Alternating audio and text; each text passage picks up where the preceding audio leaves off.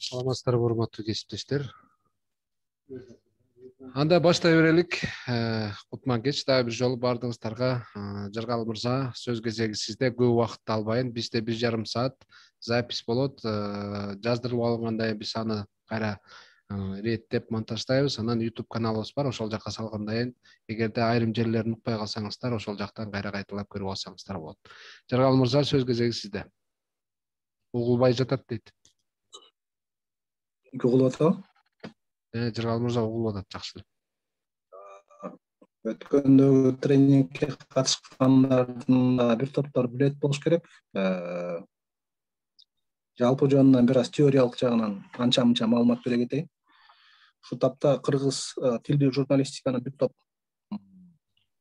маселелери бар. Алардын ичинде негизгилери ушул иш кагаздары орус тилинде даярдалып, маалымат орус тилинде даярдалып, анан кайра ошол кыргыз тилине которулуп калган дагысы.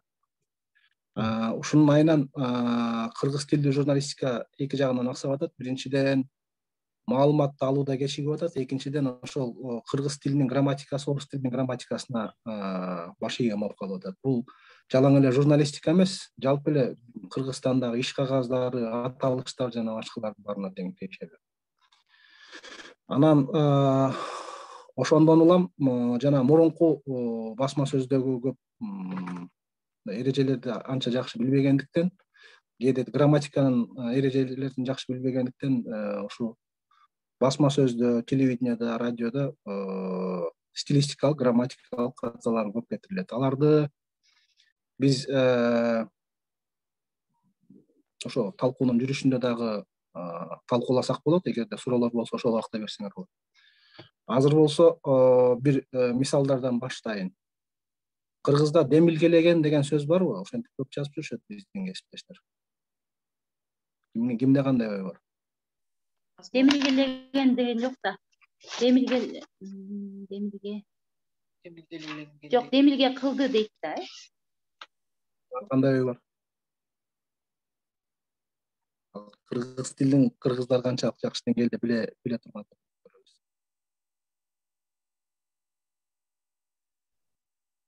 Анан Жаргал мырза жарга такайт. Канча катышуучу бар буякта? Канчасы катышып отурат? Азыр 15. Жалпы баарыбыз кошкондо 16 киши. Демилге же сунуш берген десекчи. Ошо демилге сунушталган. Деген сөздүн кайсы? Оңгусу кайсын кетесиз? Оңгусу. Демилге көтөрдү деп, айтыңыз беле. Туура. Демилге көтөрөт. Башкача айтканда ар бир сөздүн өзүнүн орду бар.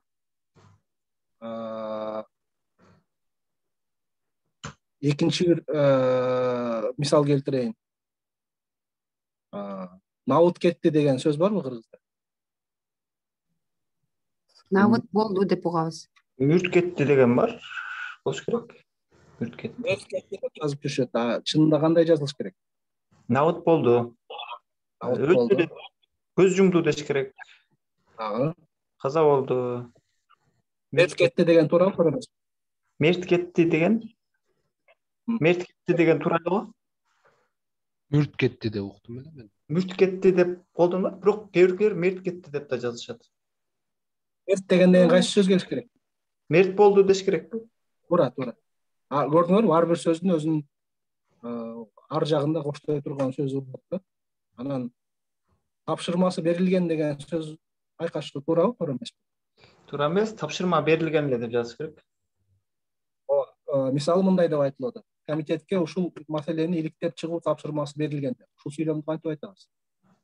Мындай туурасын. Комитетке ушул маселени иликтеп чыгуу үчүн чыгуу боюнча тапшырма берилген. Дагы бир варианты. Же чыгууга тапшырма берилген. Дагы бир варианты. Тапшырма берилди.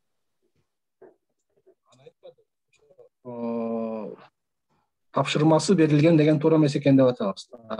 Ошону кандай айтса болот? Комитетке ушул маселени карап чыгуу тапшырмасы берилди дегенди же берилген дегенди кантип айтабыз?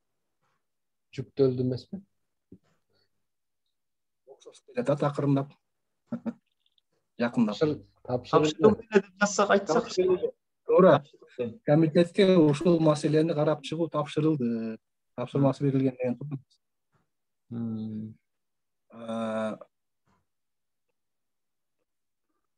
Улуттук гвардиясынын аскерлери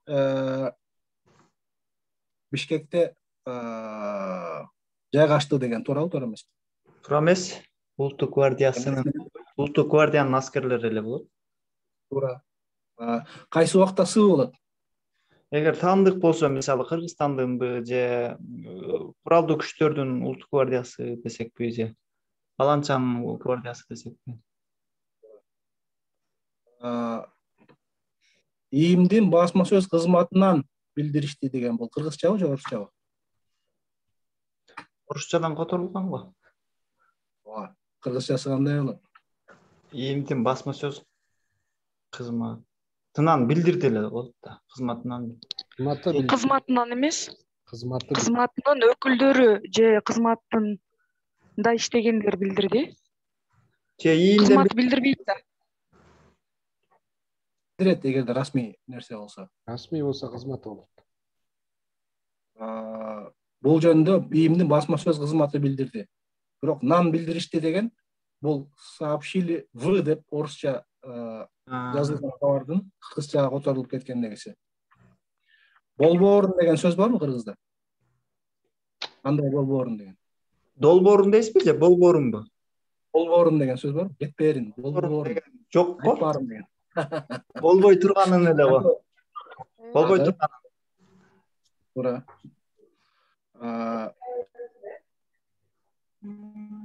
Өкмөттөр аралык болобу же башкача болобу? Өкмөт аралык. Өкмөт аралык. Баш коргоо чарасын кандай айтсак болот? Бөгөт чарасы. Туура. Атамекен фракциясынан депутат бул дагы бул кыргызчабы, орусчабы? Грамматикасына негизи. Орусчага карап которулуп калганда. Туура. Атамекен фракциясынын депутаты. Фракциясынын депутаты. Бактияр, сен катышуучуларга муну туура вариантын көрсөтүп койгон жок белең? Жок, кандай болду?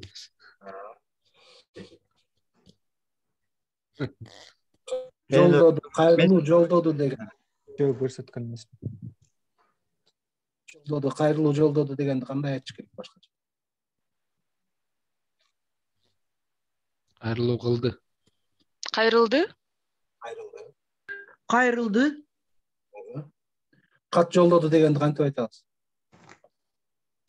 Кат жиберди. Кат жиберди дагы.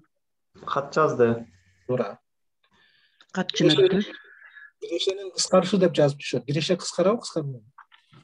Киреше азаят. Туура. Же көбөйөт. Туура. Көз карандысыз деген сөз туурабы, туура эмеспи? Көз карандысыз деп эле эркин деп койгон жакшыбы? Дагы. Эгемен. Эгер мамлекет жөнүндө кеп болуп аткан болсо, эгемен дагы.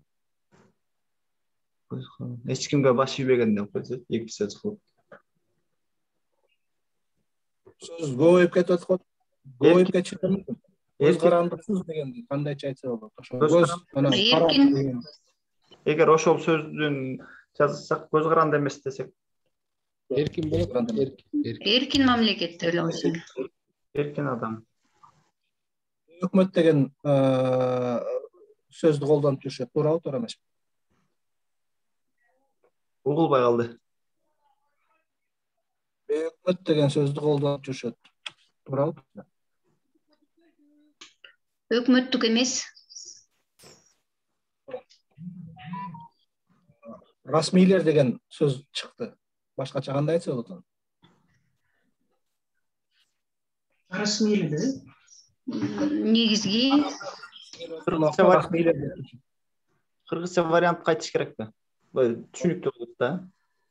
Кандай болот ошол кыргызчасы? Жетекчилер. Расмийлер деген каяктан чыккан? Officials деген англисчеден чыккан да. Официалдуу. Анда расмийлер болобу? Бийлик жетекчилери. Дагы. Өкмөт өкүлдөрү. Дагы. Жетекчилер. Расмий деген сөздү колдонуп туруп кантип айтса болот? Расмий деген сөздү колдонуп. Расмий. Негизгилер. Расмий деген сөз колдонулсун. Бирок башкача айткыла. Официалдуу тараптын. Расмий өкүлдөр. Расмий өкүлдөр бир варианты. Дагы.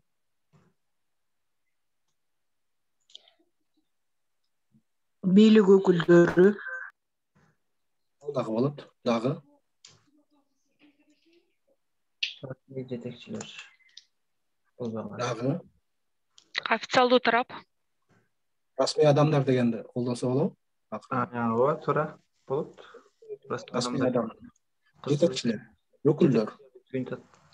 Расмий өкүлчүлүк деген колдонулуп эле жүрөт го. Туура эмеспи? Расмийлер деген сөздү айт. Расмийлер деген англис тилдүү каражат деген сөз бар да, ошо. Бийликтер дегенди айтып жазып жүрүшөт. Чынында кандай болот? Бийлик. Дагы. Көптүк түрүндө жазып жүрүшөт да мындай бийликтер. Бийликтегилер. Дагы. Бийлик өкүлдөрү. Дагы. Туура. Дагы. Совет мезгилинде унутулуп кеткен дагы бир жакшы сөз бар. Колдонулбай калды. Жетекчилер деген сөз бар. Жетекчилик. Жетекчилик ооба. Жетекчилик. Жансыз денеси деп көп жазып жүрүшөт кабарларда. Туурасы кандай болот? Сөөгү. Дагы. Жасаты эмеде? Өлүгү жасаты. Жасат. Ала качуунун жазасы катаалдашкан деген дей турган болсок. Жазасы катаалдашкан деген туурабы, туура эмеспи? Жакшыраак кандай айтса болот? Күчөтүлдү. Оорлош. Анда да болду. Жазасы оорлошту деген. Оорлоду. Азык түлүктөр деп. Ооба. Күчөтүлдү негизи. Азык түлүктөр деп айтылабы, айтылбайбы? Азык түлүк эле көптүк маанини берет го. Туура. Малдар деген барбы, жокпу? Мал жок. Малдар болбойт да, мал эле болот. Эл дегенде эле. Баланчаевдин белгилешинче дегенде кантип айтасың? Кандайча? Баланчаевдин белгилешинче деп жазып жүрүшөт. Айтымында. Дагы. Белгилешинче эмес, белгилей кетти десе туура болот. Билдирүүсүндө.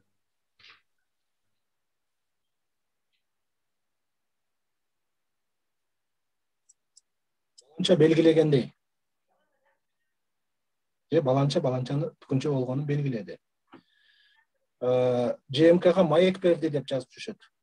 Туура эмеспи? Радиого маек берди деп. Маяк курду. Дагы бир варианты. Маектешти. Туура. ЖМК менен маектешти. Дагы.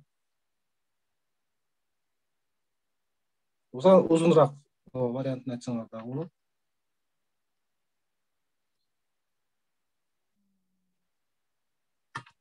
Аңгеме курду.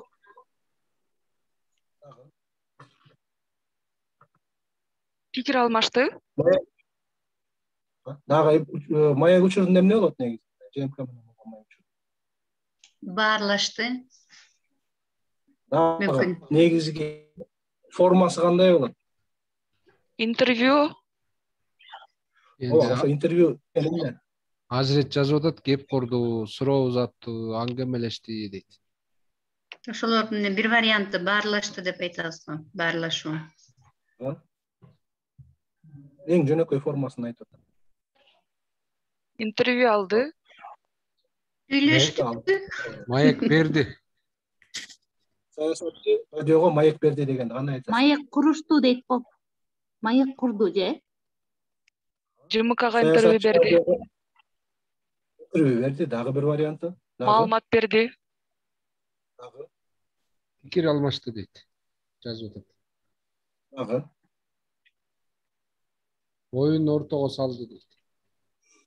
Дагы андай да вариант бар. Андан да жөнөкөйрөөк бир формасы бар. Саясатчы радиого маек берди деген кантип айтасың? Аңгемелешти десе да болот го. Айтылган ал. Ой бөлүштү дейт. Жазып атат. Радио менен болгон маегинде. Ошол мен айткан сөздү кантип айтасыңар?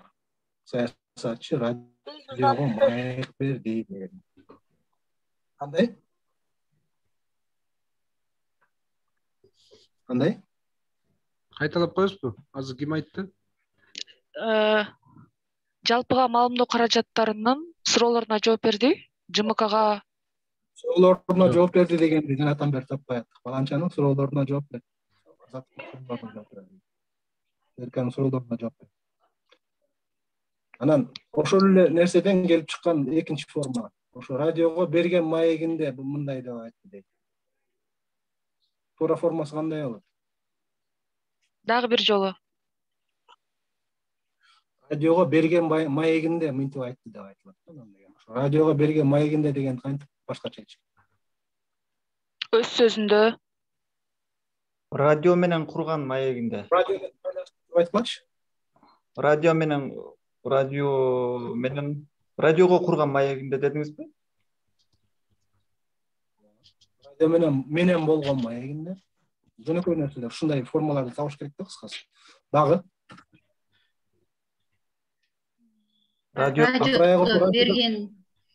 радиодо берген сөзүндө, ой, маегинде.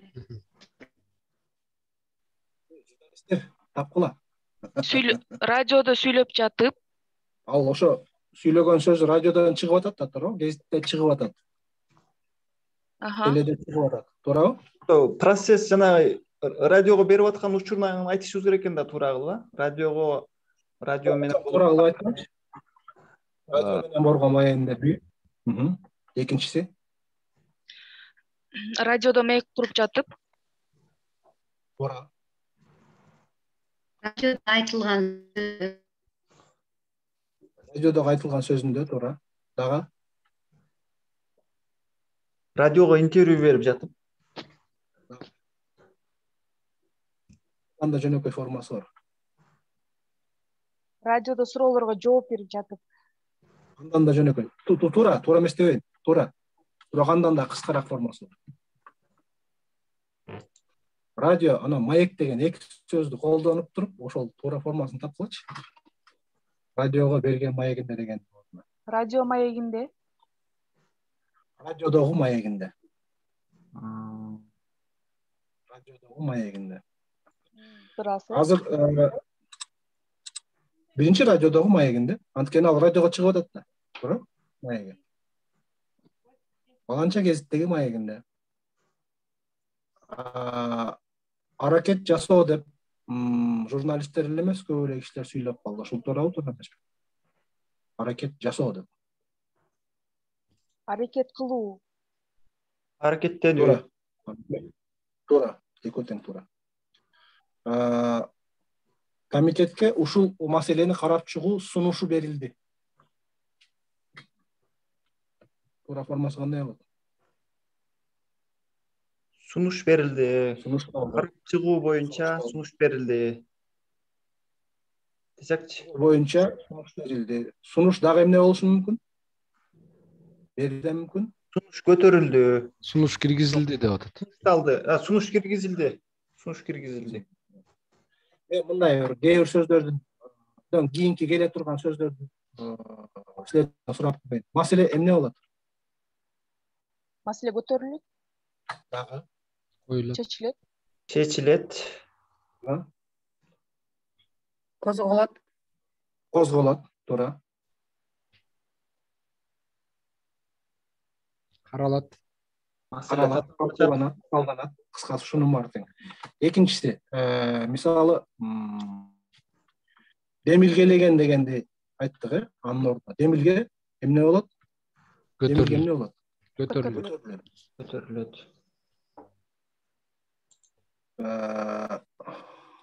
Андан кийинки жанагы бир формага карата силерге текшерүү. Бул тууралуу улуттук коопсуздук боюнча мамлекеттик комитетинин басма сөз кызматы билдирди. Ката барбы жокпу? Бул тууралуу басма сөз кызматы деп айтылбайт го негизинен эле. Басма сөз кызматынын мындай өкүлү болбосо ошол жакта маалымат катчысы билдирди болот да. Ката Бирди боло берет. неме Ката кайсеринде? маалымат, то есть немеде бар. Улуттук коопсуздук комитеттин эле болуш керек. Комитетинин деп. Комитетинин тура эле Айгада да. Кыргыз Республикасынын дегенди кошо турган болсок. Анда туура болот. Анткени Кыргыз Республикасынын таандык комитетинин деген таандык мүчө да. Кимдин паланчанын деген сыяктуу. Жек көргөн каталардын бири ушул. Ошон үчүн ушуларга силердин көбүрөөк турат да. Бишкек шаарындагы номер 24 мектебинин окуучулары ишембилик өткөрүштү. Ката барбы жокпу? Бар ката. Мектебинин дагы эле. Туурасы кандай? Номер айтып атпайбы? Номер баланчанчы мектептин болуш керек. Мектептин. Ооба.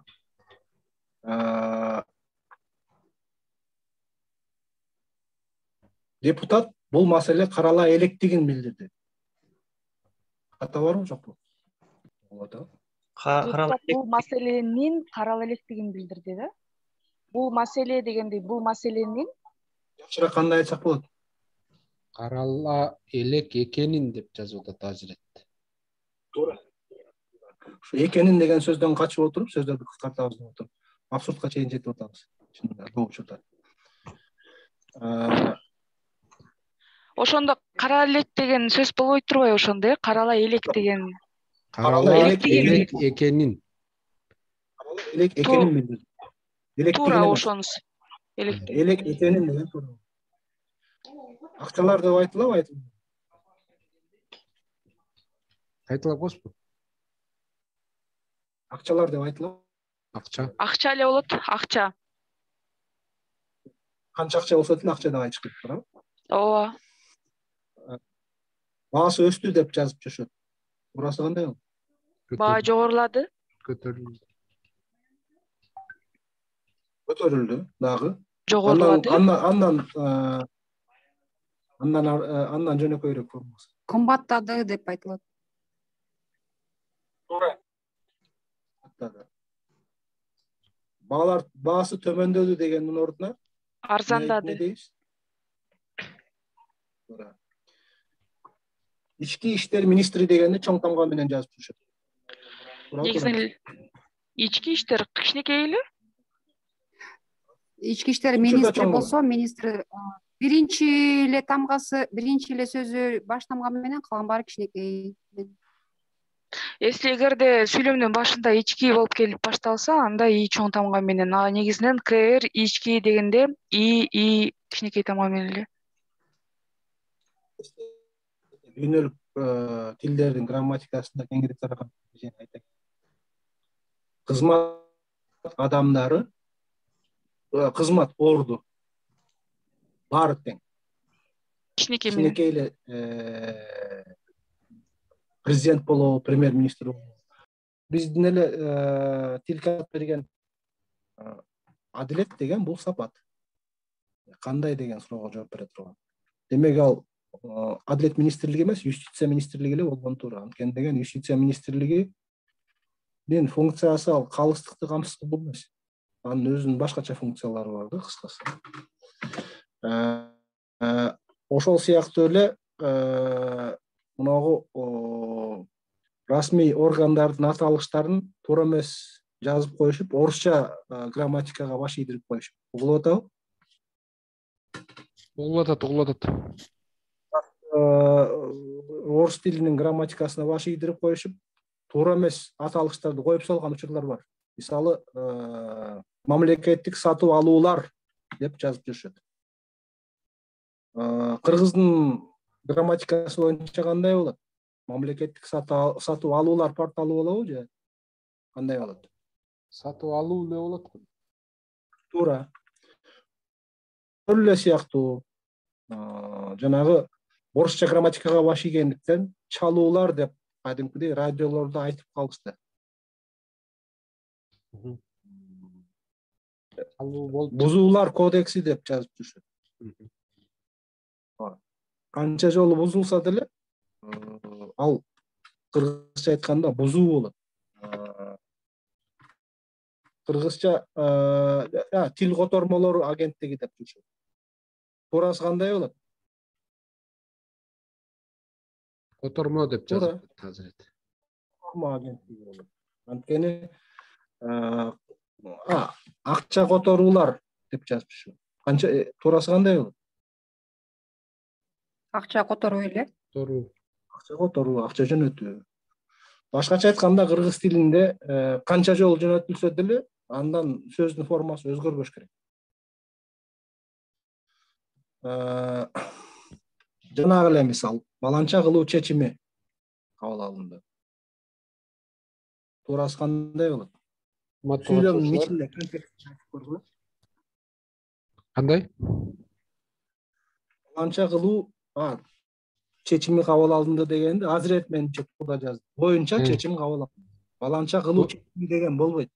Боюнча. Баланча кылуу болуп атабы? Баланча кылуу сунушу, түкүнчө тапшырмасы. Баланча демилгеси деген болбойт. Баланча кылуу боюнча демилге көтөрүлдү. Түкүнчө кылуу тапшырылды.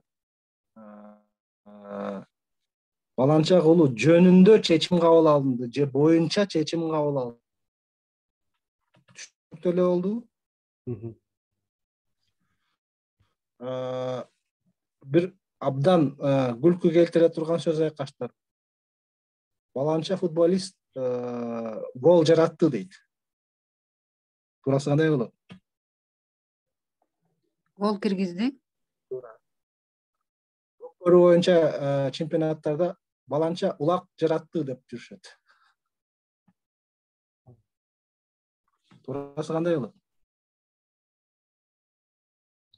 Улак таштады да. Улак таштады. Улак. Шектелген деген сөз барбы кыргызда? Гол киргизди деп жазыптыр. Гол киргизбейт да, улак тартышты. Улак таштады болот. Улак тартышты. Булар улак жаратпайт. Улак жаратыш үчүн эчки болуш керек. Жок, биякта жазыптыр гол киргизди деп. Жок, гол киргизди ал тиги голго карата алыш. Шектелген деген сөз барбы кыргызда? Шектүү. Шектүү, шек саналган. Шек жараткан. Шек жараткан туура. Садыр Жапаровдун Орусияга сапары башталды деген туурабы, туура эмес? Орусияга болгон сапары. Кандай вариант бар? Жоксо Орусияга тарткан сапары башталды. Кандай вариант бар? Пландалган сапары. Не болгон сапары? Пландалган. Туурасы кандай болот негизи? Иш сапары. Орусия деген сөз кошулуш керек, сапар деген сөз кошулуш керек. Президенттин Россияга болгон иш сапары башталды. Ооба. Садыр Жапаровдун Орусияга сапары башталды. Кайра кайталап койсузбу? Көрдүңүзбү канчалык мындай клише болуп калган нерселер бейибизге канчалык. Орусияга сапары деген эмнемен байланыштуу? Россия Федерациясына. Деген сөз калсын. Орусиядагы сапары болот. Президент Садыр Жапаровдун Орусияга иш сапары башталды. Орусиядагы.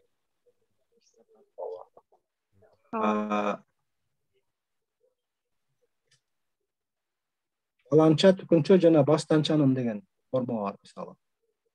Жапаров, Ташиев жана Текебаевдин сунушу өтпөй калды. Туурабы? Катышуучулар жооп барбы? Жыргал мырза дагы бир жолу кайталаппызбы? Сунуштары өтпөй калды. Сунуштары деп Балким үчөөнүн сунушу бир болгондур, кеп эмес. Ташиев, Жапаров жана Текебаевдин сунуштары өтпөй калды деп жазышты. Неме болуш керек? Ташиевдин, Жапаровдун, анан Текебаевдин баарына тең мүчө болгоныш керек. Анткени акыркы адамга эле тиешелүү болуп калгандай болуп калат.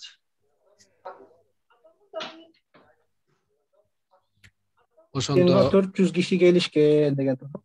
Ооба, Жыргалбай кеситиге. мейманга 400 киши келишкен деген туурабы дейт. Туура эмес. Анткени санга чыгып 400 киши келди. Ооба. Көпчүлүк болбойт да. Сан тургандан кийин жеке сан болуп калат. Жыргал мырза угуп атасызбы? Элинет деп көп колдонот. Элинет деп көп түшөт. Туурасы кандай? Берилди. Делинет деп. Ды менен айтып атасызбы? Делинет. Делинет, делген деп айтылат го. Делген. Туурасы кандай? Деп айтылган. Деп айтылат, туура. Экени айтылат же болбосо, туура.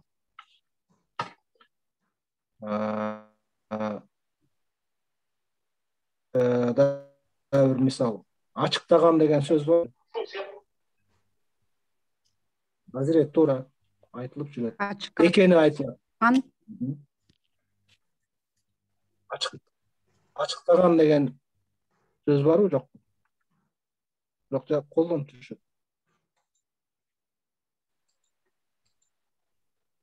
Ачыктаган эмес, ачыкка чыккан, аныкталган дейт, жазып атат Азырет. Ачыкка чыгарган, ачыкка чыккан. Болочокто деген сөз туура эмес. Менин эле коллегалар койдура албай койдум олтурбай. Келечекте? Келечекте туура. Болочок деген сөздү кандай формада колдонобуз? Күбөөгө чыкканда же тиги бул болочок күйөөң, болочок жолдошуң. Болочок деген сөздүн өзү эле келечектеги деген сөз. Ошо болочоктогу деген сөз болбойт. Болочокто деген сөз болбойт. Келечектеги деген сөздү алмаштыргыбыз келсе, болочок. Саны өсүп деген форманы колдонуп жүрөт. Туурасы кандай болот? Дагы бир жолу кайсыл форма? Саны өсүп деп жазып. Туурасы кандай? Саны көбөйүп. Саны деги эле көбөйүп деген сөз колдонулуп аткандай, саны деген сөздү колдонуп кереги жок. Мисалы, койлордун саны өсүп эмес, койлор көбөйүп. Малдын саны өсүп эмес, мал көбөйүп болот, мал арбып болот. Мына кыргыз тилин унутуп баратканыбыздын. Тавтология кылбай эле көбөйүп, Саны деген ансы деле көбөйгөн, азайган нерсеге тиешелүү нерсе. Акчаны тоңдуруу дейт. Туурасы кандай? Бул жана банк иштерине тиешелүү нерселер. Акчаны тоңдуруу деп жүрүшөт.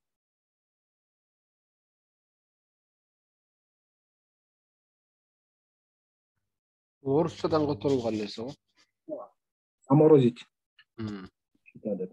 Чында кандай болот? Кыргызчасы. Замороженный счета дегенде айтылып калат го. Кыргызчасы кандай болот? Жабуу, токтотуу деп жазып атат. Жабуу. Мүлктөр деген туурабы? Мүлктөр? Мүлк дейт. Ошо мүлктү камакка алуу деп жазып жүрүшөт коллегалар. Туурабы, туура эмеспи? туурасы кандай болот?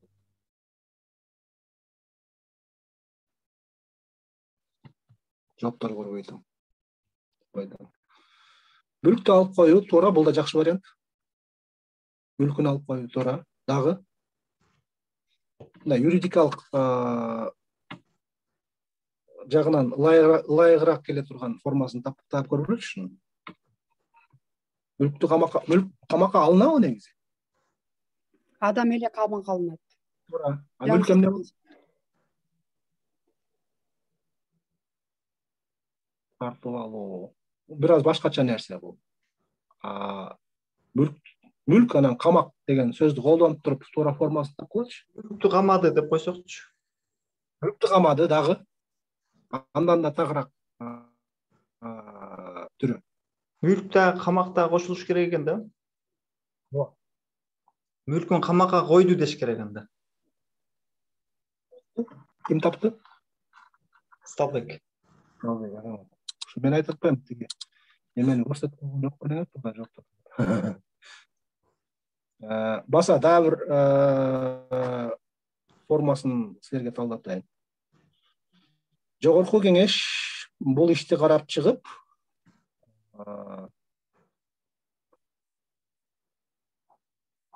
Кумтөрдү мамлекеттештирүү жөнүндө чечим кабыл алышкан. Каталарбы болсо кайсерде? Эми бир кайталап койсуңу. Жогорку кеңеш бул ишти карап чыгып, Кумтөргөнү мамлекеттештирүү жөнүндө чечим кабыл алышкан. Кабыл алды. Жекелик санда айтылыш керек. Башкача айтканда, ээси жекелик санда айтылып аткан болсо, баяндоочу сөзсүз түрдө жекелик санда айтылып кабыл алды. Динзар дегенди көп айтып жүрүшөт. Туурасы кандай болот? Кыргызчасы. Динзар динсиз эле болот анда. Динзар динге берилген ишин айтып жүрүшөт да. Динчил эле болот. Туура. Аскери деген туурабы же кандай болот? Аскери деген туура эмес, аскердик. Аскер адамы дейт. Жазып атат. Жок, аскери деп мисалы сүйлөмгө кандай колдонгондо, аскери адам дегенден көрө аскер адамы деген туура. Болсо аскердик.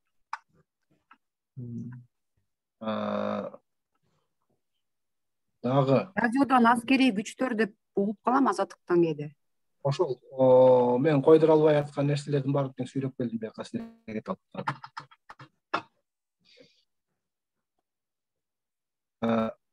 Кызыктар же кызыктар эмес деп айтылабы?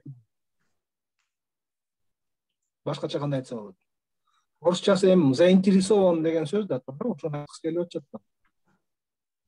Ошону которуунун аракети болгон. Туурасы кандай болот?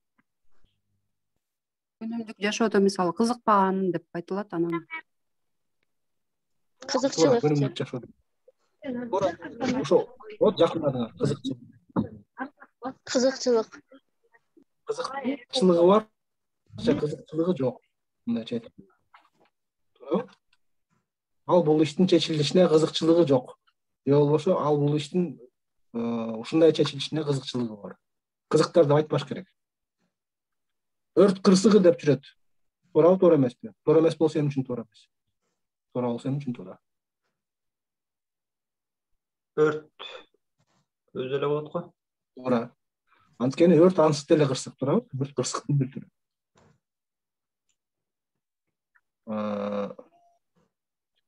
Вашингтон Кошмо Штаттарынын борбору, туурабы, туура эмеспи?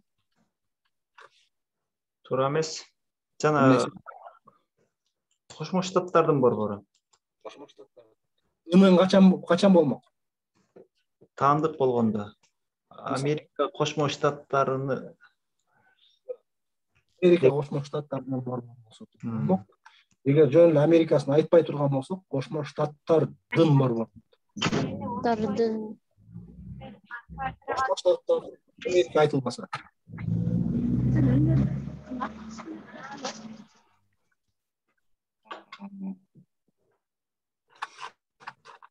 Дагы булар боюнча түшүнүктүү, мындай силер сурагыңар келген бүдөмүк ойлоруңар болгон сөз айкаштар барбы? Кайсыңыз туура жазылат? Айтып жүрүп, сурап кызыгып жүргөн. Эгер болбосо башка бөлүккө өтөлүк. Урматтуу катышуучулар, Жаргал мырза суроо берди.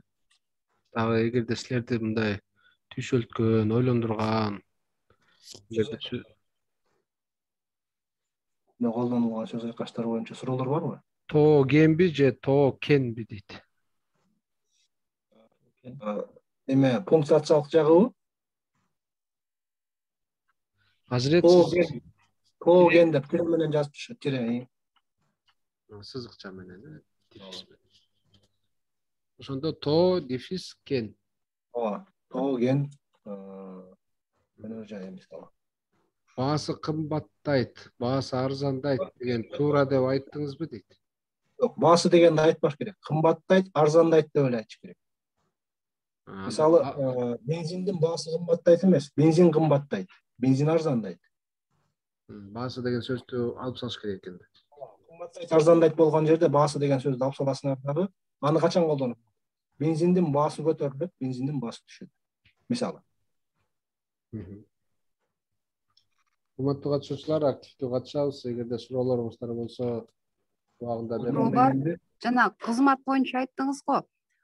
Мен кабардар болгонмун. Мисалы, президентке Кыргыз Республикасынын президенти деп титр жазса, ошондо чоң тамга менен жазылат. Калган учурда баягы жөн эле кызмат катары көрсөтүлсө, кичине тамга менен жазылат. Ошол жанагы биздин кесиптештер, айталык,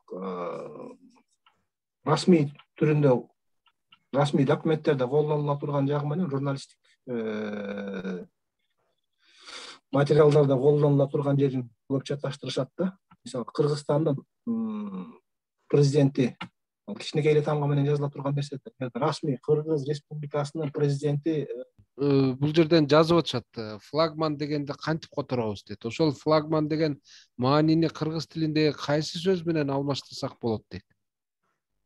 Алдыңкысы десе болот го дейм. Мен көп деле колдонуп көрбөптүрмүн бул сөздү. Илгери бирок Совет мезгилинде флагман деп эле которуп жүрсө керек эле, жаңылышпасам. Маанисин сурап атат го дейм бенде. Кармалды десе болобу. Героин ташылып бара, унаа кармалды десе болот менимче. Дагы кандай суроолор? Флагмандын кыргызчасын сиз алдыңкы деп айттыңыз, бир варианты. Бир вариант. Эгер андан жакшыраак варианты болгон болсо, анда карап коюш керек. Ушуну менен азырынча суроо жок. Сиз бир нерсени айтып аттыңыз беле жана, Баса, дагы бир нерсени калтырып кетиптирбиз. Кылмыш жасаган болобу же кылмыш кылган болобу? Катышуучулар кылмыш жасайбы же кылабы? Кылган болот. Кылмыш кылат. Негизинен булар боюнча айтылган негизги маалымат айтылып бүттү окшойт. Кийинки бөлүгүбүз, силер Марс талдана турган сүйлөмдөрдү ачып койсоңор. Мына. Ушул. Бул сүйлөмдү окусаңар. Президент Эрдоган палестиналыктарга кол салган Израилге керектүү чара колдонуу боюнча иранлык демилгелерде Кыргызстанды жанында көрүүнү каалаганын айтты деп айтылат кабарда. Элер алып коомчулук Газадагы абал көзөмөлдөн чыгып кетеби деп тынчсыздантты. Биринчи сүйлөмдү талдап көрсөңөр. Туурабы, туура эмеспи? Силер кантип айтат элеңер? Кимде кандай ой бар? Урматтуу катышуучулар, суроо берилди. Биринчи сүйлөмдү президент Эрдоган палестиналыктарга кол салган Израилге керектүү чара колдонуу боюнча эл аралык демилгелерде Кыргызстанды жанында көрүүнү каалаганын айтты деп айтылат кабарда. Эл аралык коомчулук Газадагы абал көзөмөлдөн чыгып кетеби деп тынчсызданып турат деген сүйлөмдү талдашыбыз керек. Кана экинчи сүйлөм жөн эле койгула, биринчи сүйлөмдү талдап көрүңүлчү. Силер редактор болсоңор эмне кантип оңдойт элеңер ушуну? Биринчиден сүйлөм мынчалык узун болбош керек. Силер угулбай калдыңарбы же эч ким унчукпай калды. Ойлонуп атабыз. Жок, бул жерде деп айтылат кабарда дегендин ордуна президент Эрдоган палестиналыктарга кол салган Израилге керектүү чара колдонуу боюнча эл аралык демилгелерде Кыргызстанды жанында көрүүнү каалаганын кабарлады деп эле койсочу. Эрдоган кабарлады болобу? Жок. Bu yerде эмнелерден катаны көрүп турасың? Ката барбы жок? Стилистикалык ката. Айтты деп айтылат кабарда деп тавтология бар. Ойда деп айтылат кабарда дегенди кандай кылса, кандай формага салса? Айтты менен айтылат экөө башкача сөз болуп атышы жер. Сөйлөмдү жана деп айтылат кабарда деген формасын кандай кылсаң? Каалаган айтты. Жазылат деп койсокчу. Айтылат кабарда деген деп аягына келгени туурабы? Туура. Мындан жакшыраак кандай айтса болот? Бир жөнөкөй нерсени эсиңерге салайын да. Ар бир нерсенин өзүнүн ыраты болгон жакшы да. Кабарда баланча Азирет туура деп айтылат. Азирет туура формасын тапты. Кабарда президент Эрдоган палестиналыктарга кол салган Израилге керектүү чара колдонуу боюнча эл аралык демилгелерде Кыргызстанды жанында көрүүнү каалаганын айтты деп айтылат. Ушунун эле башкача формасы бар. Мисалы, силер мисалы узун болуп атат деп атпайсыңбы? Кантип кыскартып көргүлөчү. Мааниси эле калсын. Президент Эрдоган палестиналыктарга кол салган Израилге карата Израилге чара көрүү боюнча пикирин билдирди деп туруп, анан бул боюнча эл аралык демилгелерде Кыргызстанды жанында көрүүнү каалаганын айткан деп экиге бөлүп койсокчу, мындай цитата кылбай эле. Биринчи сүйлөмдө. Туура. Чара колдонуу деген сөз барбы жок? Сөз айкашы. Чара көрүү. Чара көрүү туура. Ушундай майда баратын нерселерден тил бузула берет да акырындап. Анан могу 13 майда деген сүйлөмдү талдап көрсөңөр. 13 майда Палестиналык Хамас тобунун командири өлтүрүлүп, тилкеде көп кабаттуу имарат кыйраган соң Израилди көздөй ондогон ракеталарды атты.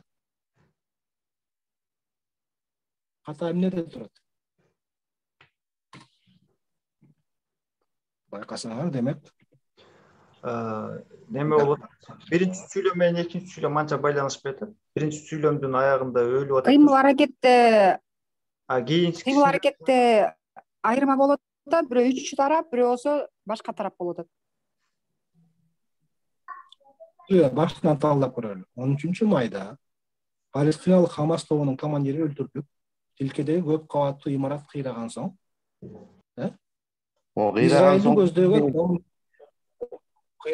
Израилди көздөй ондогон ракеталарды атты. Кыйраган соң дегенде бүтүр керек го. Аттырылды анда. Өлтүрүлүп болгон соң, демек ракеталар аттырылды болуп калыш керек. Жок, аттырылды дегенде болбойт. Ракеталар атылды эле болот. Бул мен оюмда айтып атам, Хамас тобунун командири өлтүрүлүп, анда өлтүрүп болуш керек, эгер аткан соң. Кандай да? Хамас тобунун командири өлтүрүлүптүр. Мындай өзүбүз үчүн түшүнүп алабыз, туура? Өлтүрүлүп. Тилкеде көп кабаттуу имарат кыйрады. Ошо өлтүрүлүп атканда. Эми, могу сүйлөмдүн акыркы бөлүгүндөгү силерди эч нерсе түшөндүргөн жокпу? Түшөндүрүп атат, ракеталарды атты деп атат. Ракеталарды ким аткан? Ошо. Ракеталарды ким аткан жазылбай. Ооба, ошо жок ошол немеде сүйлөмдө. Эми ушул сүйлөмдө мисалы жалпы жандан Палестина экиге бөлсө болобу? болот. Жыргал мырза тиякта чатта жазып атат, окуп атасызбы? Тилкедеги биринчи башталат дейт. Андан тилкедеги көп кабаттуу имараттар кыйраган соң текст кетип, анан командири өлтүрүлүп деп жазып атышат. Жыргал мырза угуп атасызбы бизди? Угулуп атат. Силер угулуп атасызбы? Биз угуп атабыз. Негедир сиздики үзүлүп калып атат, Көрүнүп атабы? Экинчи тилкедеги 13 майда дегенде. Көрүнүп атабы жолдоштор? ооба көрүнүп атат. Сүйлөндү бөлө турган болсоңор кантип кайсы жерден баштап көрөсүң? 13 майда Палестиналык Хамас тобунун командири өлтүрүлдү. 13 майда Палестиналык Хамас тобунун командири өлтүрүлгөн. Тилкедеги көп кабаттуу имарат кыйраган соң Израилди көздөй ондогон ракеталар атылды. Десекчи. 13 майда Палестиналык Хамас тобунун командири өлтүрүлүп, тилкедеги көп кабаттуу имарат кыйраган соң Израилди көздөй ондогон ракеталарды атты. Жана талдап атканбыз, бирок могу аягында сиздер тараптан бир суроо болгон. Израилди көздөй ондогон ракеталар атты деген түшүнүксүз болуп атат деп айткансыздар. Хамас тараптан Израилди көздөй ондогон ракеталар атылды болот. Көп кабаттуу имарат кыйраган соң Палестина Израилди көздөй ондогон ракеталарды атты. Кайра кайталап коесуз, Бурахат? 13 майда Палестиналык Хамас тобунун командири өлтүрүлүп, тилкедеги көп кабаттуу имарат кыйраган соң Палестина Израилди көздөй ондогон ракеталарды атты. Палестина деген сөздү кошуп атабыз, ошондо бир аз түшүнүктүүрөөк болуп атабы? Ушул туура болду окшойт. Түшүнүктүүрөөк болуп атат, анан бирок автология болгон жок. Ракета атылып, анан имарат кыйрайт го деп бул жерде азыр жазып атат. Туура, алда туура ракета атылган соң анан имарат кыйрайт. Бул жерде Палестинадагы имараттар кыйрап атат окшойт го. 13 майда Палестиналык Хамас тобунун командири өлтүрүлүп, тилкедеги көп кабаттуу имарат кыйраптыр. Ооба. Израилди көздөй ондогон ракеталарды атыптыр. Ошондо бул жерде Хамас бул Палестина болуп атпайбы? Палестиналык Хамас тобу болуп атпайбы? А Палестина Израилге көздөй атып атпайбы ракеталардычы? Ошондо сүйлөмдү экиге бөлүшүбүз керек болуп калып атат да. Бул жерде азыр чоң татаал сүйлөм болуп атат да. Ошондо биз маанисин чыгарыш үчүн сүйлөмдү экиге бөлүп, анан ирээттүүлөк кылып жазышыбыз керек. Палестиналык Хамас тобунун же болбосо Израилди көздөй ондогон атылган ракеталардан Хамас тобунун командири өлтүрүлүп, тилкедеги көп кабаттуу имараттар кыйрады десечи. Хамас Израилде болуп атпайбы? Анда туура эмес болуп калат. Палестинада. Палестинада. Могу ондогон ракеталарды аткан Хамас деп эсептейли. Жана ээсин таппай койгонубуз. Ошо ээсин таппай койгонубуз сүйлөмдүн негизги катасы болуп туурабы?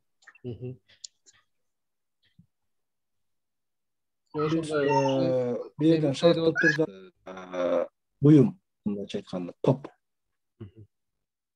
Мындай кылсачы, Жыргал мырза, Израилди көздөй атып угулуп атат. Меники угулуп атабы? Израилди көздөй Хамас тарабынан ондогон ракеталар атылып, Сүйлөмдү кандай бөлөт элеңер деген жана бирөө туура бар. Өлтүрүлүп дегенде өлтүрүлдү деп. Өлтүрүлүп дегенде ким тарабынан өлтүрүлүп атканы белгисиз болуп атат да.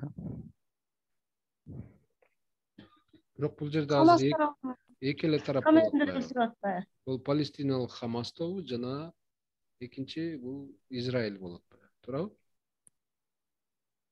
Бул жерден кимден биринчи атака болду, анан ким тарабынан кандай жооп кайтарылды экенин түшүнүш керек экен да.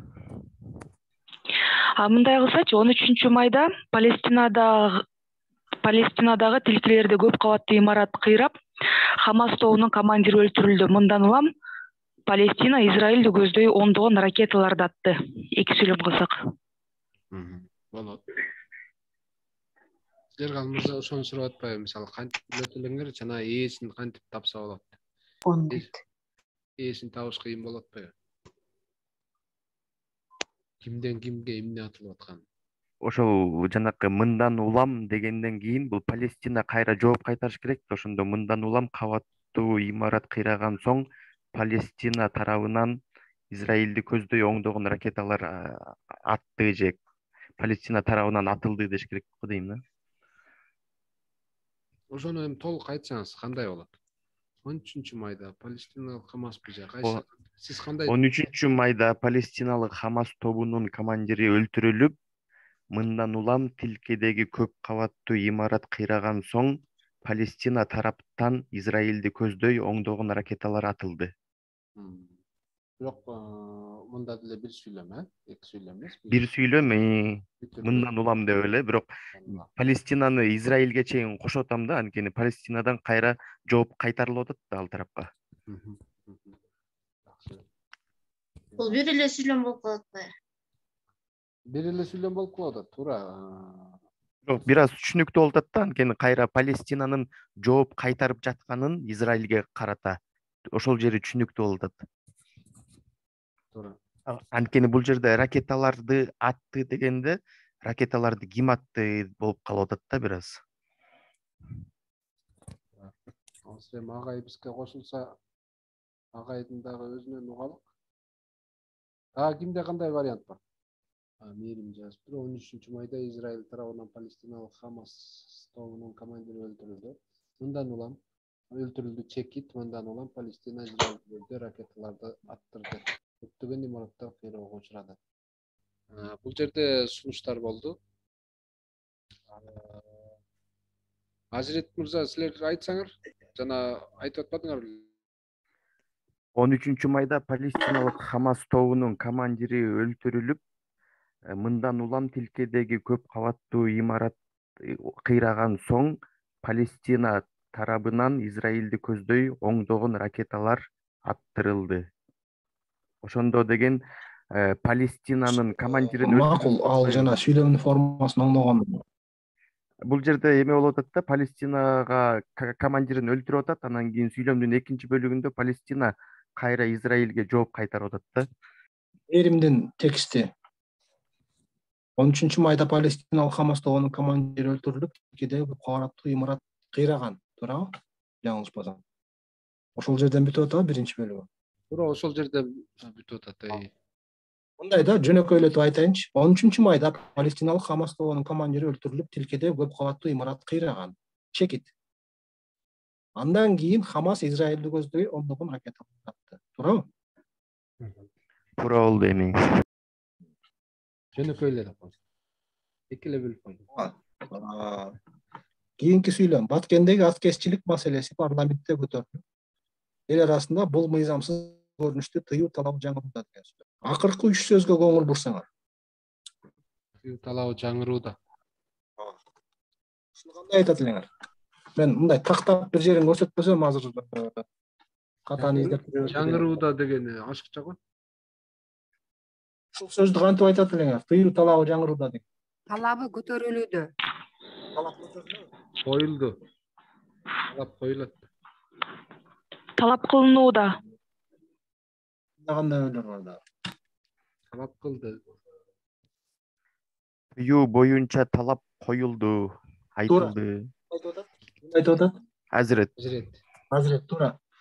Баткендеги аткезчилик маселеси парламентте көтөрүлүп, эл арасында бул мыйзамсыз көрүнүштү тыюу боюнча талап коюлууда. Талап жаңырбайт. Талап коюлат. Маселе көтөрүлөт. Демилге көтөрүлөт. Маселе козголот. Сунуш айтылат, сунуш киргизилет. Мындайча айтканда туруктуу сөз айкаштары бар. Мына жерде бир сүйлөм бар. Энергетика министрлиги мунай заттарды сыртка сатууга тыюу салынганын белгилеп, күйүүчү май аткезчилиги жоктугун билдирди. Жоктугун деген туурабы, туура эмеспи? Аткезчилик жоктугун.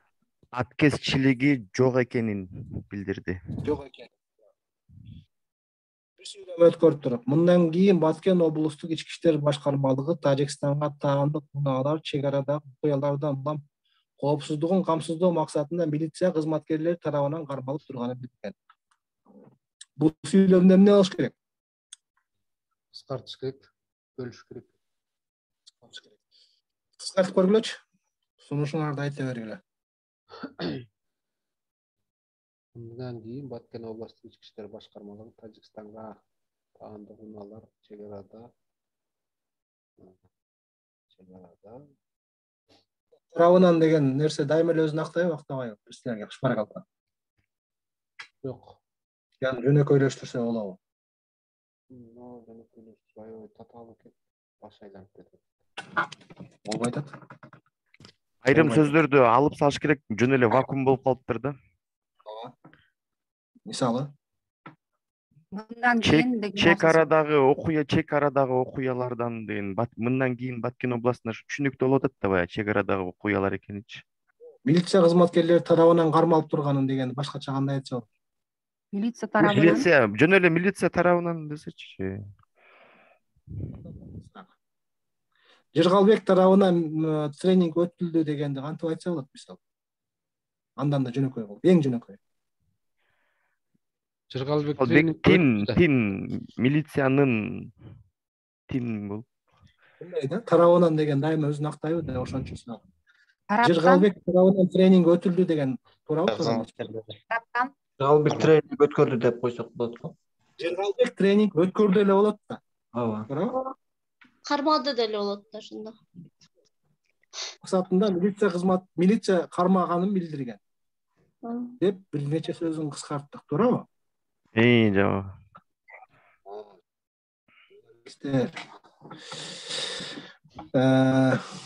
Дагы андан да кыскартма. Милиция кызматкери дегенди такыр эле алып салса болбойбу? Жөн эле Баткен облустук ички иштер башкармалыгы Тажикстанга таандык унаалар чек арадагы окуялардан улам алардын коопсуздугун камсыздоо максатында кармалып турганын билдирди деп эле. Туура. Анткени милиция кызматкерлери эмне? Ички иштер министрлиги да алар деле. Анткени алар ошол облустук ички иштер башкармалыгына калайсың. Башкача айтканда, милиция кызматкерлери тарабынан дегендердин баарын алып салсын.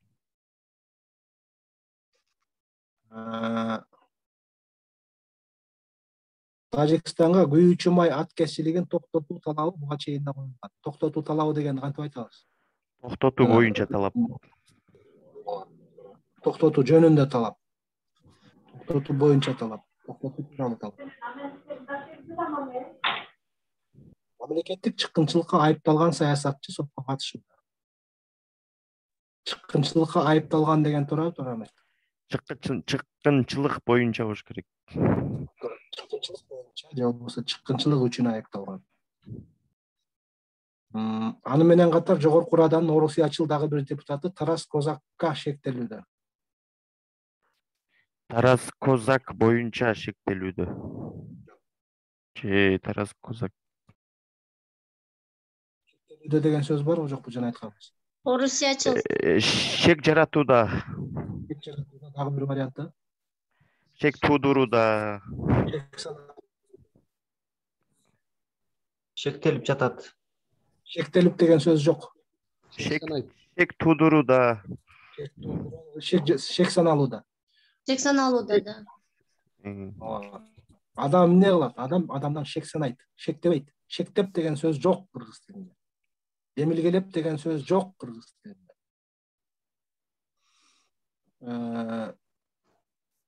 Аны менен катар Жогорку Раданын орусиячыл дагы бир депутаты Тарас Козак шек саналууда. Андан кийинки сүйлөм. Мамлекет бийликтери өз жарандарынын дин тутуу эркиндигин бузса, бул бардык адам укуктарын коркунучка кептейт. Ката кайсы жерде? Бийликтери дегенде. Бийликтери деген туура.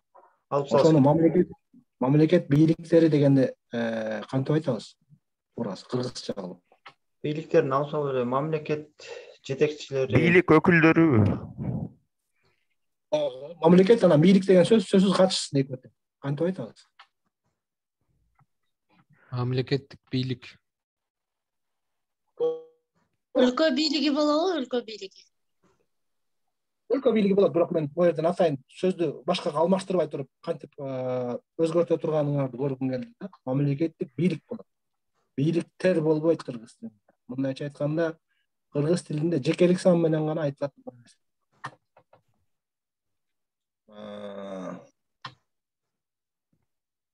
Ошондо мамлекеттик бийлик болду да туурабы? Мамлекеттик бийлик Жарандат. Эн тутуу эркин деген болсо, бул бардык адам коркунучка кетпейт. Суроо бар эле. Суроо. Жанагы руководство дегенде жетекчилик дейбиз го, анан кийин ошол сыяктуу эле бийликчилик деген сөз жокпу? Бийликчилик деген сөз жок. Мамлекеттин жетекчилиги десек болот. Мамлекеттик бийлик десек болот. Мамлекеттеги бийлик өкүлдөрү, мамлекеттеги бийлик башчылары, мамлекет башчылары, мамлекеттин жетекчилери. Бирок мамлекет бийликтери деген сөз жок. Бийликчилик деген да сөз жок. Жетекчилик деген сөз бар.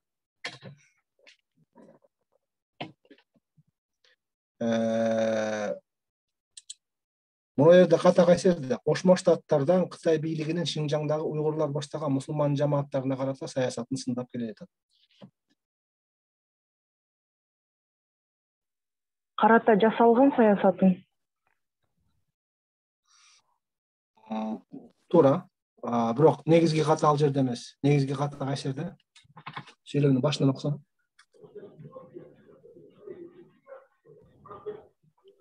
Кошмо Штаттарынанбы? Кытай бийлигинин деген болбойт го агай, Кошмо Штаттар просто, Кошмо Штаттар эле. Кошмо Штаттар. Дан дегендин эч кандай кереги жок. Мен ошо атайын ууру каталарды силер табат бекен, таппайт бекен деп атайын издеп жүрүп таап келдим да ошолордун баарын. Кошмо Штаттар болот. Мамгатчы Блинкен өз сөзүндө Иран, Мьянма, Орусия, Нигерия жана Сауд Арабиясындагы дин тутуу эркиндигин бузуу тууралуу айтып өттү. Ката кайсерде? Биз мындай катаны талдаганбыз. Сталбек айткан.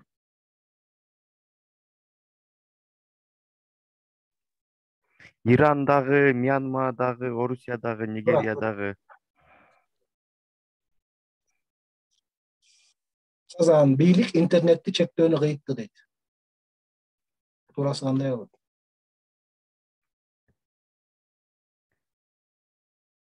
Кыйытты деген өзү эмне? Баланча болорун кыйытты, түкүнчө болуп атканын кыйытты деп айтылат. Чектен чыгарды. Бийлик интернетти чектөө бою, жок, интернетке чектөө Интернетти чектөөнү эскертти. Чектөө болорун киргизүүнү Четин чыгарды. Чыгарды, кыйытты ал, четин чыгарды, кыйытты синонимдер чынында. Мына жерде чектөөнү деген. Чектөөнү чек коюну деген туурабы? Чектөө болорун. Чектөө киргизилерин. Чек киргизилер. Чектөө киргизилерин. Киргизиши мүмкүн экенин айтты. Экенин кыйтты, ооба. Чектөө киргизилиши мүмкүн экенин кыйтты. Болорун, чектөө киргизилерин. Силерге аябай оор артиллерия берейинби я? Бериңиз. Мына акыркы жагынан экинчи сүйлөмдү талдагылачы. Ал эми Жазуучулар союзунун деген жерде. Төрагасы Нурлан Калыбеков. Бул реалдуу тексттерден алгам. Азыр биринчи таап алалы. Эң аягында. Жыгал Мырза, бул аягындабы? Башка текст го. Мына табылды. Эми Жазуучулар союзунун төрагасы Нурлан Калыбеков биз мамлекетке керекпизби, партияга адабият керекпи, жок, азыр маалыматтын заманы, интернет жетет, сайттар союзу адам тарбиялоого басам жасаса, азыр биздин өлкө маалымат жеткирүү менен алектенерин кеп кылды. Бул жерде тырмакча жок. Төл сөз менен бөтөн сөз аралашып кеткен. Эмне кыласыңар ушул текстти? Биз дегенден алдына тырмакча коюлат, чоң тамга менен жазылат. Биринчи сүйлөмдүн логикасын түшүнүш керек го. Түшүнөлү. Ким эмнени айтып атат буякта? Нурлан Калыбеков айтып атат. Не деди Нурлан Калыбеков? Нурлан Калыбеков ошондо мамлекетке адабият керекпи деген нерсени айтып атыптыр да. Ошо анткени ал адабияттын өкүлү да. Калыбековдун сөзү каяктан бүтөт? Керекпизби дегенде, мамлекетке керекпиз, биз керекпизби дегенде. Интернет жетет. Кеп кылды деген жерден баштап, кеп кылды дегенге чейинки жерден алсаңар.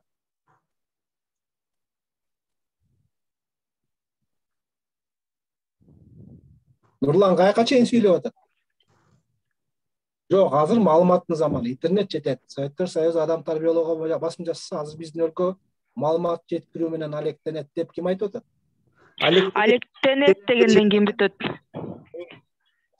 Алектенерин кеп кылды деп бүтүрүү туура эмеспи?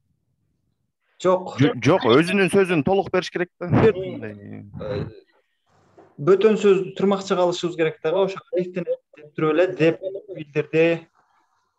Баланча Калыбековду деш керек го. Айтасыңар ошону. Тыныш белгилерин туура коюп, формаларын туура коюп чыккылачы. Оор артиллерия деген мен ушундай болчу. Нурлан Калыбековдон кийин кош чек. Андан ары? Андан тырнакча алынат, биз мамлекетке керекпиз биз деген баштап. Биз чоң тамгадан туурабы? Биз чоң тамгадан мамлекетке керекпизби, үтү туура эле партияга керекпи, туура. Үтүрдөн эме суроо белгисинен кийин точка коюштун качети жок да. Керекпизби дегенден суроо коюп бөлсөң да болот, үтүр менен кетсең да болот. Ал жерде көп анча керек жок. Эме суроо керекпи деген суроодон кийин үтүр точка коюштун, чекит коюштун качети жок го. Анын кереги жок. Мен одон эле каталарын айтып атам да. Анан кийин жок деп ким айтып атат? Нурлан Калыбеков дегенге кош точка коюлат да. Ооба, кош точка коюлат, аны Кош точка койдук го. Койдук, турмакча ачтык, биз дегенди чоң кылдык. Мамлекетке керекпизби, партияга адабият керекпи дегенде суроодон кийинки чекитин алып салдык, туурабы? Жок дегенди деле Нурлан Калыбеков айтып атабы? Ооба. Анан тырмакча менен бүтүрөбүз. Тырмакча жок, тырмакчаны бүтүрбөй турабыз, анткени деген сөзү алектенеринин кечейин уланып атпайбы? Ортодон сөзүн эч ким бөлгөн жок да. Жок, бөлгөн жок, бирок унун журналисти улап кетип атат анын оюн. Жок дегенди алып салабыз да ошондой, Байбыз эмнеге алабыз? Жок, ошол жок, азыр маалыматтын заманы, интернет жетет дегендин баары ошол Нурландын сөзү. Алектенет деп туруп ошол жерде тырмакчаны коебуз. Алектенет деп тырмакчаны жабасыңар. Тырмакчаны жапкандан кийин эмне кыласың? Үтүр тире. Үтүр тире. Анан ошол менен деп кеп кылды. Деди. Жөн эле. Нурлан Калыбеков тырмакча ачылат. Кош чекит, тырмакча ачылат. Биз мамлекетке керекпизби? Жеткирүү менен алектенет. Деди. Туурабы? Ооба. Мен силерге анекдот айтып берейинби? Алкаш баласын атайын алып чыгып жана килейген 6 кырдык стакан менен аракты куюп берет экен. Иштеп кыйнайт экен. Анан ата ичпейм десе, өлтүрөм ичпесең деп туруп да кыйнап туруп ичирип салат экен да. Анан баласы бырышып өлөйүн деп ары барып бергеле анан кыйналып, анан атасына айтат экен: ата, кантип ичип атасыңар муну деген. Итте ачып турбайбы десе, анда алкаш айтат: ачуу болот ошондой, ачуу. Энең экөөң менен эмне жыргап жүрөт деп атасың. Анысыңарындай мындай тексттерди ушу башынан баштап оңдоп чыгышка туура келет. Эгер редактор болсо. Жакшы. Экинчи оор артиллерияга киришелиби же убакыт калбай калды? Азыр бизде 18:35 болду. Ушул акыркы сүйлөмдү ушуну талдайлык да гана ошону менен жыйынтыктайлык, туура көрсөңөр. Сүрөт менен ырдын мааниси дал келбеген учурлар дегенди айткан атасызбы? Ооба. Ушуну талдайлы, анан ошону менен жыйынтыктайлы. Бул сүйлөмдү окуп көрсөңөр. 5 мүнөт.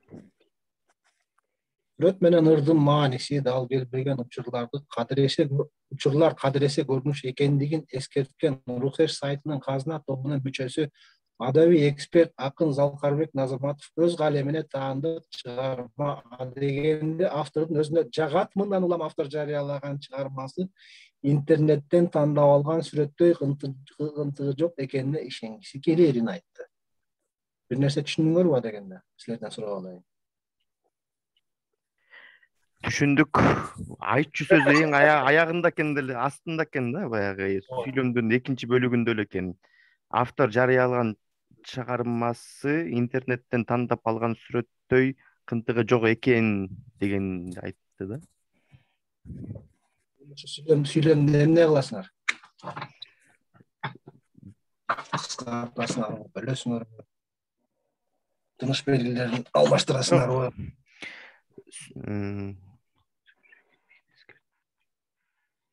Бул жерде бир эң чоң идиотизмди көрсөтөйүнбү силерге? Ооба. Автордун өзүнө жагат деген туура эмеспи? Жок, өзү автордун өзүнө жагарын билдирди дегендей болуш керек эле да. Анан андан кийин гана сөзү уланат. Бул жерде тиги эскерткен акын Залкарбек Назарматов дегенден кийин жагат деп бул мындай сүйлөм бүтпөйт да негизинен. Сүйлөмдү эмне кыласыңар азыр? Ары бактан түзүп чыкпа.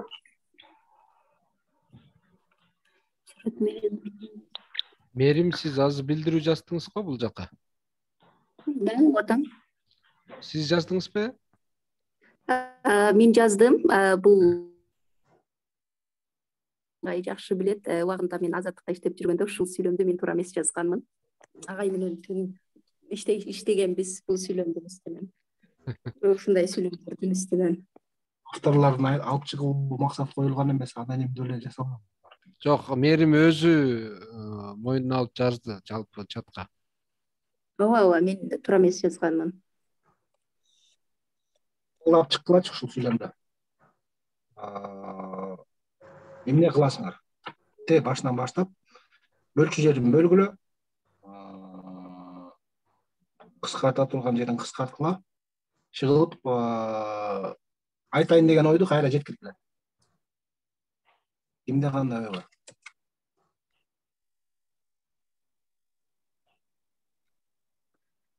Жардам берейинби? Башында жөн эле Рухеш сайтынын казына тобунун мүчөсү, адабий эксперт акын деп баштап.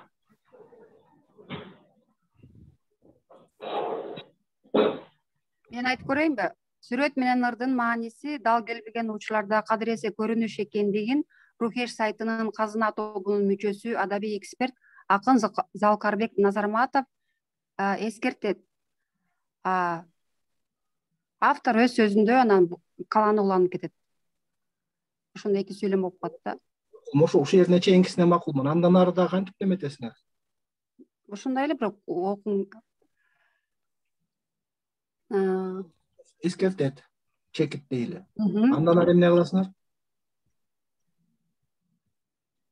Андан ары. Кандай байламта кошуш керекпи? Айтымында өз калемине таандык чыгарма дегенде автордун өзүнө жагат. Мында деп сөз башталабы, сүйлөм башталабы, башталбайбы? Башталбайт. Эмне үчүн башталбайт? Акын Залкарбек Назарматовду эле койсом болот. Жок, тиякта эскерет деп анан кийин сүйлөмдү жаап анан кайра айтылат деген туура эмес да. Анын сөзүндө, автордун сөзүндө. Ошондой баштаса болот.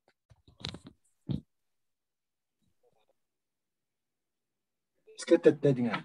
Андан ары эмне кыласыңар? Калганын кантип формулировка кыласыңар? Ал өз калемине таандык чыгарма ал деп баштасак болобу? Туура. Анан Калемине таандык чыгарма дегенде автордун өзүнө жагат. Мындан улам автор Стоп. Жагат деген калай бериш керек? Жок, калап деги жагат ал деп башталып атпайбы? Жагарын айтат. Или таандык чыгарма дегенде автордун өзүнө жагарын айтты. Андан ары Улам Назарматов деп койсоңор болот мисалы. Эксперт, акын. Синонимдер толтурайыкта деген. Башындагы адабий эксперт, акын дегендердин Назарматов баары тең колдонула берсе болот да, мисалы. Уланткыла. Назарматов автор жарыялаган чыгармасы интернеттен тандап алган сүрөттөй кынтыгы жок экенине ишенгиси келерин билдирди. Туура. Ошондо бир сүйлөмдүн ордуна канча сүйлөм болду? Баш аягы. 3 сүйлөм. Мисалы, ошондо кайерine келип кайерден токтодук? Сүрөт менен ырдын мааниси дал келбеген учурлар кадыресе көрүнүш экендигин. Ал тургай Залкарбек Назарматов эскертти дебедиңерби, мисалы, биринчи бөлүгүндө. Залкарбек Назарматов Рухеш сайтынан баштап Залкарбек Назарматов каякта туруш керек? Сүйлөмдүн аягында туруш керек, башында туруш керек? Башына туруш керек, анткени сөзүн ээси башына турат. Ооба. Эми ошону башына тургузуп туруп кайра түзгүлө. Рухеш сайтынын казына тобунун мүчөсү адабий эксперт акын Залкарбек Назарматов сүрөт менен ырдын мааниси дал келбеген учурлар кадыресе көрүнүш экендигин эскертти. Ал өз калемине таандык чыгарма дегенде автордун өзүнө жагарын билдирди. Мындан улам автор жарыялаган чыгармасы интернеттен тандап алган. Мындан улам Залкарбек Назарматов автор жарыялаган чыгармасы интернеттен тандап алган сүрөттөй кынтыгы жок экенин ишенгиси келерин кабарлады эле айтты.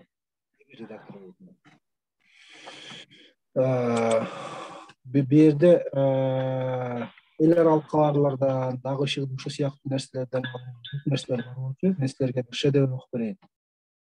Жөнүндө талдаганга балким убактыңыз жетпейт.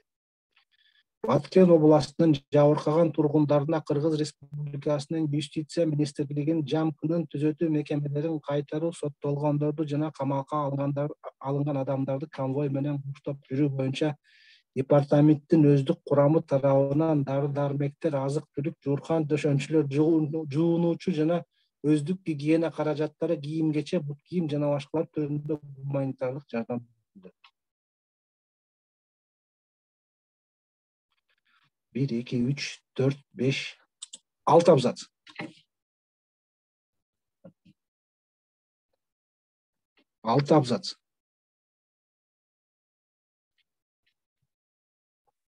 Угулдубу силерге? Угулду. Жыргал мырза, бул презентацияда бар беле, жок беле? Жокко дейм, э? Бар. Каягында болуп калды? Баткен областынын жабыркаган тургундарына Кыргыз Республикасынын деген жерлери. Бул сүйлөмдө эмне кылат элеңер силер? Бул сүйлөмдү бөлүш керек. Эмне кылыш керек? Бөлүш керек, өтө эле узак сүйлөм. Ооба. Мен биринчи кезекте ошону жазган адамга бермекмин. Барып өзүң окуп түшүнүп келчи андай.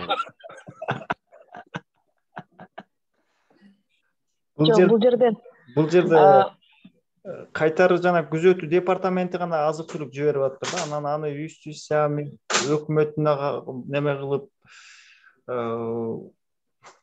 юстиция министринин алдындагы ЖАМКнын кайтары жана күзөтүү департаменти кыскартыш керек экен да, аябай эле.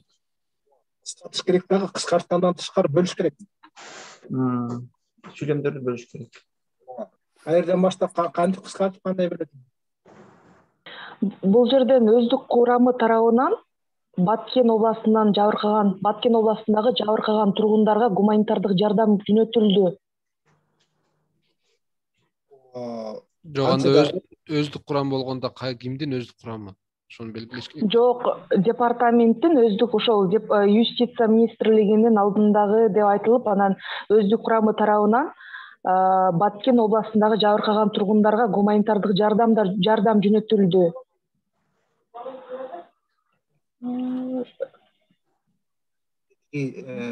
Чоюлган жерлердин баарын эмне кыласыңар?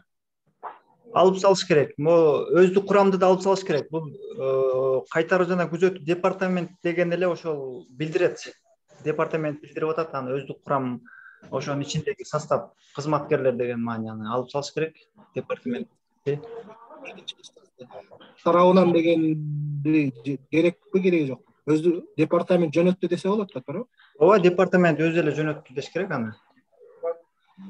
Мынау түзөтүү мекемелерин жамктын түзөтүү мекемелерин кайтаруу анын да кереги жок го. Жөн эле жамыканын кайтаруу жана күзөтүү департаменти деш керек, аны соттолгондорду айдап анан тияка коштап жүрөт деп эле. Баткен облусунун жабыркаган тургундарына гуманитардык жардам жөнөттү. Туурабы? Ооба. Ооба. Анын ичинде эмелер бар? Анан деген тетигини санап өтсө болобу? Анын ичинде дары-дармек, азык-түлүк, жууркан төшөкчүлөр бар деп айтса болот да, ошондо 2 сүйлөм болот. Анын баарын айтып отурбай эле бир 2-3 немесин айткандан кийин жана башкалар деп койсо болот да, туурабы?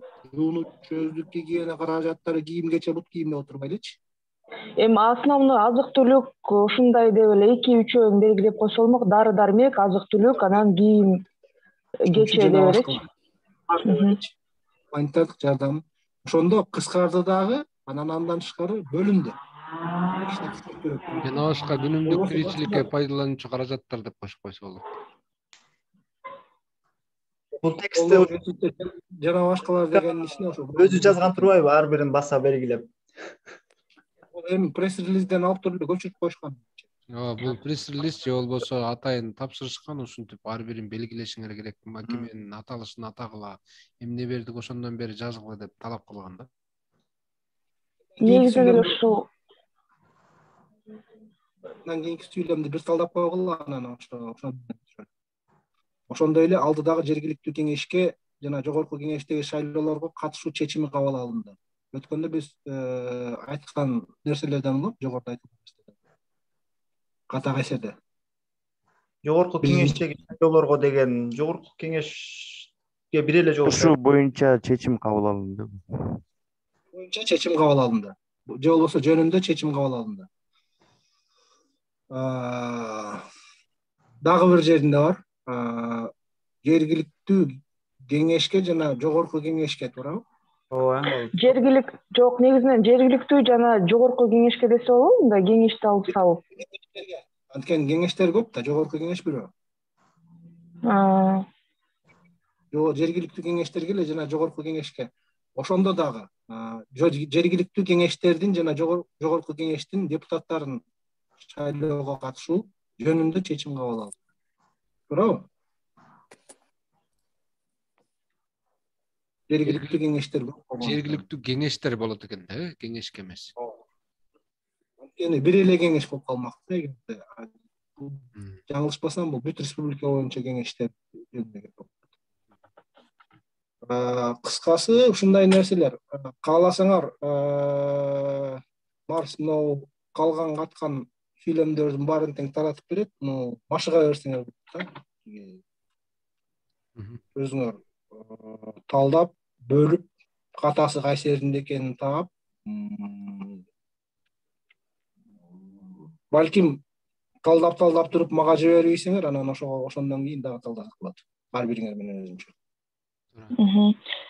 Сизге рахмат чоң. Бирок бул дагы болобу дагы кийинчерээк?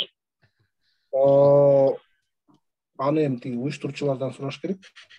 Марс байке. План бир немесин таап. Сабак жактуу. Азык байке, чоң рахмат.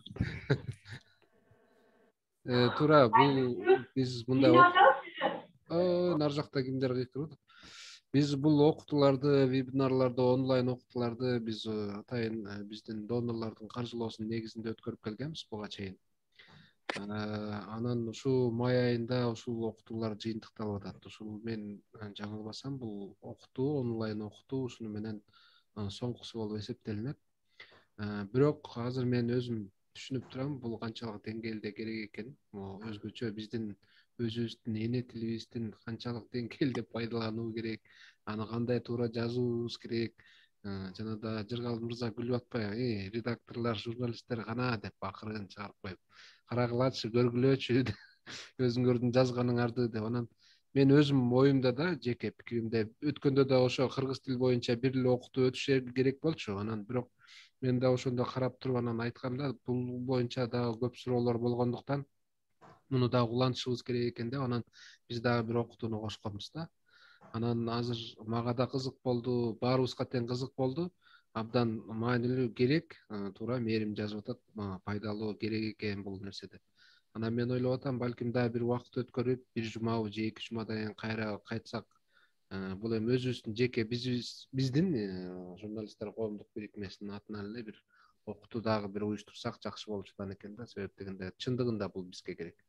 Чындыгында биз жазуу жагынан ар тарапка, ар кимибиз ар тарапка чоюп атып, чындыгында тилибиз дагы кайсы жака кетерин өзүбүз деле билбей калдык окшойт. Жеке эле биз эмес, башка тармактагы мамлекеттик кызматтагылар, ошол эле тил комиссиясындагылар дагы биз убагында бир жолу кайрылганыбызда туура жоопторго бере алган эмес да ошол тил боюнча. Мен ойлойм, балким 1-2 жума өткөрүп, дагы бир өткөрсөк жакшы болчудан экен да. Жыргал мырза. Даярдап негизи бир ылайыктуу күн таап туруп, андан ары улантып койсок болот. Ушул эле сыяктуу форматта мындай машыгуу түрүндө өткөрсөк болот. Анда ушуну менен жыйынтыктайлы. Бар болуңуздар, жакшы тургула. Кайры кош.